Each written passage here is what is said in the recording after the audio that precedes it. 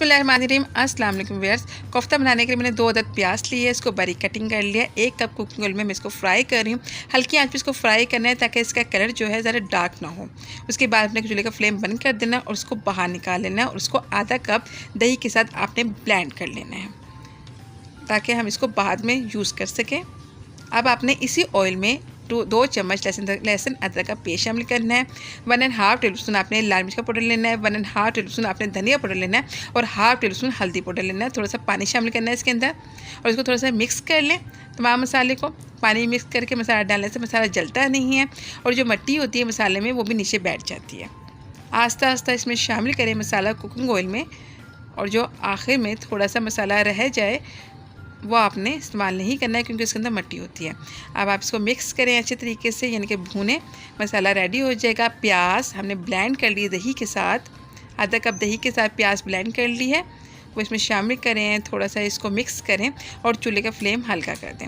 नमक शामिल कर दें 1 टेबल स्पून। चूल्हे का फ्लेम हल्का कर दें। इतनी देर हम चिकन रेडी करते हैं। चिकन कोफ्ते बनाने के लिए चिकन जो है मैंने चॉप कर लिया। आधा किलो चिकन है ये। इसको मैंने चॉप करके स्ट्रेनर में रख दिया था ताकि ज़ायद पानी जो है वो निकल जाए।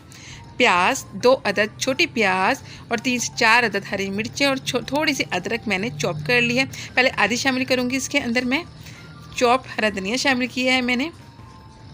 लहसुन 1/2 टेबल स्पून लहसुन का पेस्ट शामिल करना है आपने। नमक 1/2 टेबल स्पून शामिल करना है। लाल मिर्च का पाउडर 1/2 टेबल स्पून शामिल करना है। गरम मसाला 1 टीस्पून शामिल किया है। गरम मसाले का लिंक आपको डिस्क्रिप्शन में मिल जाएगा। तमाम मसालों को अच्छे तरीके से मिक्स करें। जब ये मिक्स हो जाए तो बाकी की जो प्याज रह गई है, आधी प्याज बचा ली थी, वो भी मैं इसमें शामिल कर दूँगी। अब इसको दोबारा से आपने अच्छे तरीके से मिक्स कर देना है। जब ये मिक्स हो जाए तो आपने क्या करना है कि पहले अपना हाथ साफ़ करना है। हाथ को पानी से वॉश कर लें ताकि अच्छे तरीके से इसके बॉल्स बन सकें।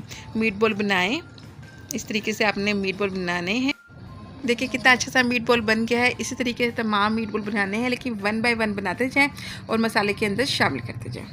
जो मसाला हमने पहले से बना लिया था, हल्की आंच कर दी थी उसकी, उसमें ये शामिल कर दें। एक एक करके आपने इसमें शामिल करते जाना है। इसी तरीके से तमाम मीट बॉल इसके अंदर शामिल कर दें। अब आपने क्या करना है कि चूल्हे फ्लेम जो है वो दरमियाना कर देना है। उसके बाद अपने किसी कपड़े की मदद से इसको पकड़ना है और आस्ता आस्ता मिक्स करना है। चम्मच नहीं चलाना है इसके अंदर। जब ये मसाला जो है अच्छे तरीके से जो है फ्राई हो जाए और ऑयल अलग हो जाए तो आपने 1/2 लीटर पानी इसके अंदर शामिल कर देना है। अब इसको इतनी देर पकाएं कि पानी जो है वो फुल बॉयल हो जाए। देखिए कितना अच्छा सा मीट बॉल बना है।